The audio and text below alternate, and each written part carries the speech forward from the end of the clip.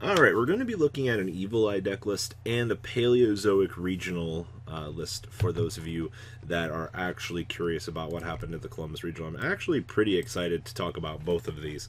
So the first list is actually coming off of a case tournament where this actually ended up winning first place, and I'm actually not shocked. We've seen prices spiking so fucking hard for this deck that it's ridiculous. Like, I don't know why we have gone to the point of these things being as high as they are, but I do believe within fair reason that, well, this is how the metagame is going to be. So let's dig on into this. So we have triple copies of Ash Blossom.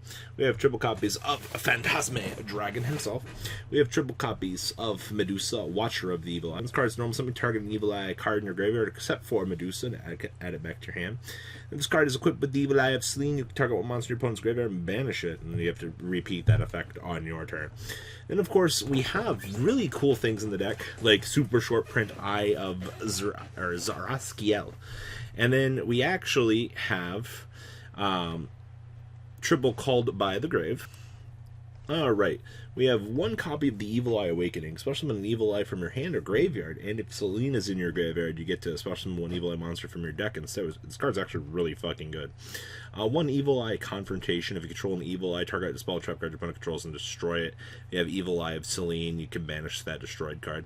Triple copies of the Rhoda, of course, one of the better cards that this deck has going for it. We have triple copies of Evil Eye of Selene itself, with one copy of the Evil Eye Repose.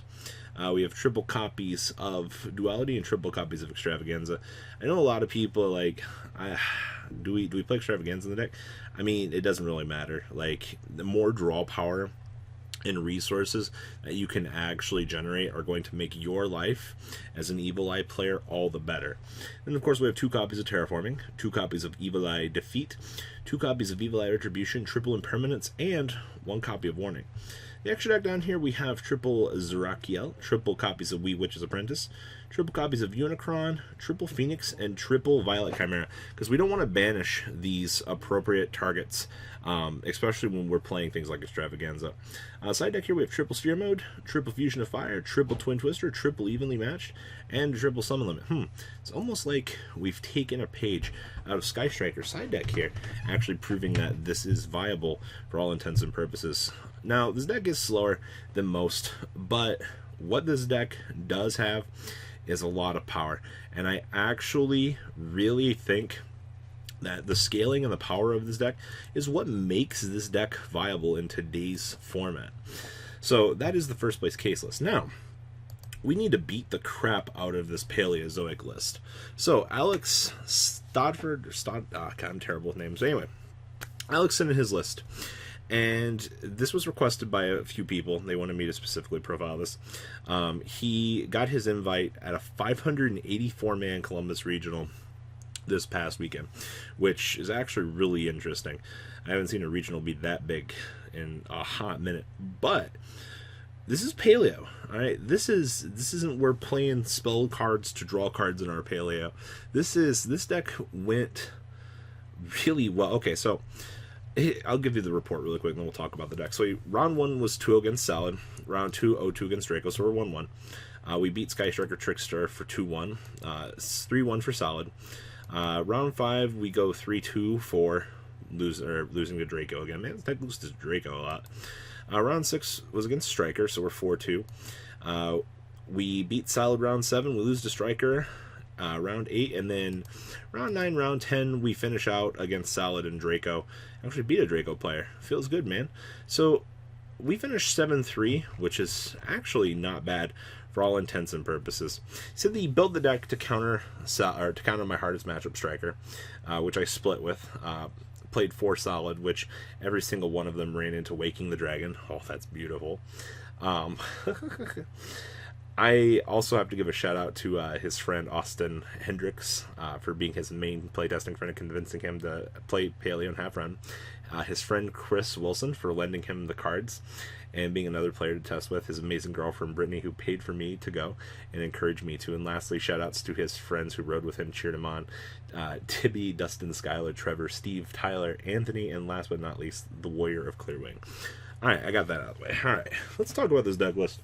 See what's going on. So I said the first thing that stuck out to me was where's the draw power at, though? Alright, like, I know a lot of Paleo players are going to be sitting over here going, where's the pot, guy? Like, why are you not playing, extravaganza and things like that?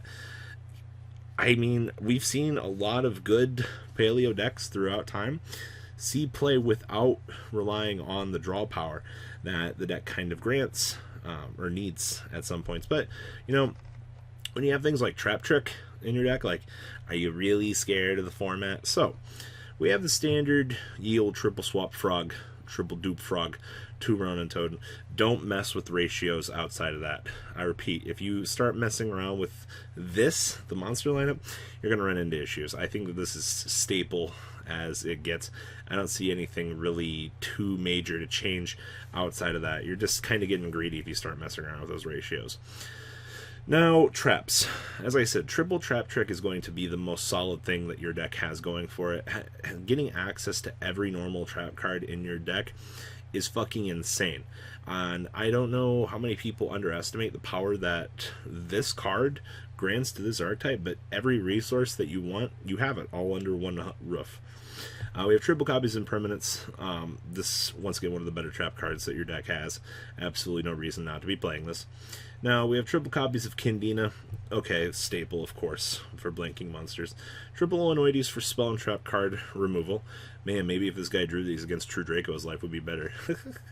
We have 2 copies of Morella. Honestly, dumping and deck thinning, especially in a build like this, I don't really... I understand it's another name, but, like, this card kind of sucks. But it's fine. Just extra names. We have 2 copies of Dynamiscus. Yeah, this card's still as good as it ever was. We have 1 copy of Leo Linchi. Mr. Lean Queen over here. This is fine as a one of. I don't want to... Semantics tell me that this isn't that great, but getting the ability to recur one of your banished back is actually pretty fucking good. Especially, like, if you need an extra Paleo to do something. Just to put another 1200 body on the board. Like... all intents and purposes, it's fine. Triple Lost One, yeah, we've seen that this has been a staple in Paleo for the longest time. You have no reason not to be playing this. Literally, it's a normal trap card.